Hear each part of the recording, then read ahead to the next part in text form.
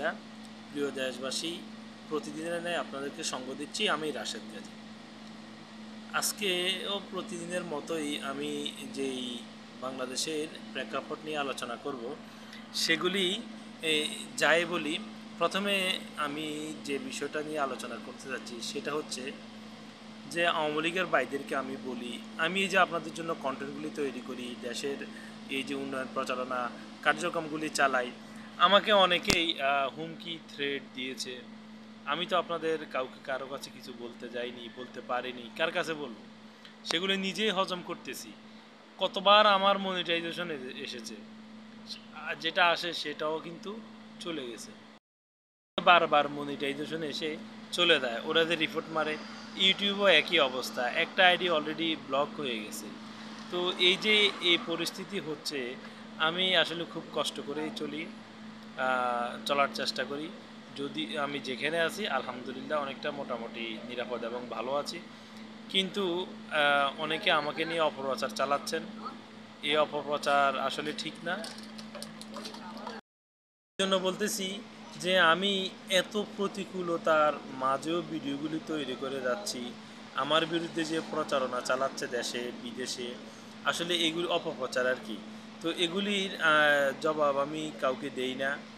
এবং আমার যেই সারা দেশে বিশেষ করে আমার এলাকায় আমাকে অনেক থ্রেট প্রদান করছেন, আমি এগুলিও কেয়ারটেকার করি নাই। এই দুঃখগুলি আমি কারো কাছে বলি না। কার কাছে বলবো? কারণ সেই মুজিব, সেই নেতা আমাকে বলে গিয়েছেন, বা বাংলার প্রত্যেকটি আওয়ামী লীগ আওয়ামী পরিবার বা আওয়ামী লীগ সমর্থিত প্রত্যেককে বলে গিয়েছেন তিনি, যে আন্দোলন সংগ্রামের মধ্যে দিয়ে যেত তার প্রতিটা কর্মীর মৃত্যু হয়, তিনি সেটা দেখতে চান। কারণ তিনি অন্যায়ভাবে পরাজয় বরণ করা পছন্দ করেন না। তিনি আমরা বাংলাদেশের এমন এক নেতার নেতৃত্বকে মেনে নিয়েছি, এমন একজনকে নেতা হিসেবে জানি, যিনি বাংলাদেশের প্রত্যেকটা নাগরিকের জন্য, প্রত্যেকটা আওয়ামী পরিবারের জন্য, প্রত্যেকটা আওয়ামী সমর্থকদের জন্য একটি ভবিষ্যৎবাণী করে গেছেন। যে তোমরা, উনি বলছেন আমি চাই যে প্রত্যেকটা আওয়ামী লীগের সমর্থকরা যাতে আন্দোলন সংগ্রামের মধ্যে দিয়ে যাতে তাদের মৃত্যুবরণ হয়, অন্যায় এবং অত্যাচার এর বিরুদ্ধে এবং বাক স্বাধীনতায় যে কেড়ে নেয় এবং ফ্যাসিস্ট যারা হয়ে যায় তাদের সামনে অন্যায়ভাবে মাথা নত না করে থাকতে বলেছেন। আমিও এর ব্যতিক্রমী নই। তাই অন্যায়ভাবে কোনো মাথা নত করবেন না। প্রত্যেকটা আওয়ামী পরিবার আওয়ামী লীগের সমর্থকদের উদ্দেশ্য করে বলছি, আপনারা অন্যায়ের কাছে কখনো মাথা নত করবেন না।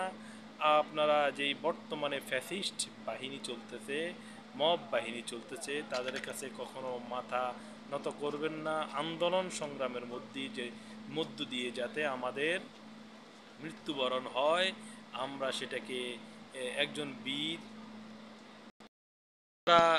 আওয়ামী লীগ করেন তারা প্রত্যেকটা বাংলার বীর সেনানী, মুজিবের সাহসী বীর সৈনিক, বাংলাদেশের সাহসী বীর সৈনিক।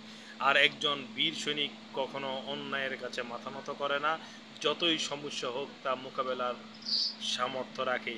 আর তাতেই মুজিব সৈনিকেরা এক নম্বর এবং প্রথম অগ্রগামী ভূমিকা পালন করে থাকে। তাই আমি প্রত্যেককে বলবো, আমাদের প্রত্যেকটা কর্মীদের যাতে মৃত্যুবরণ হয় আন্দোলন সংগ্রামের মধ্যে দিয়ে, এবং নেতা সেটাই দেখতে চেয়েছিলেন। আমি আপনাদেরকে আহ্বান জানাই, জেল জুলুম কারাগার আমাদেরকে কখনো দাবিয়ে রাখতে পারবে না। কারণ এই জেল জুলুমকে আমরা কখনো ভয় পাই না।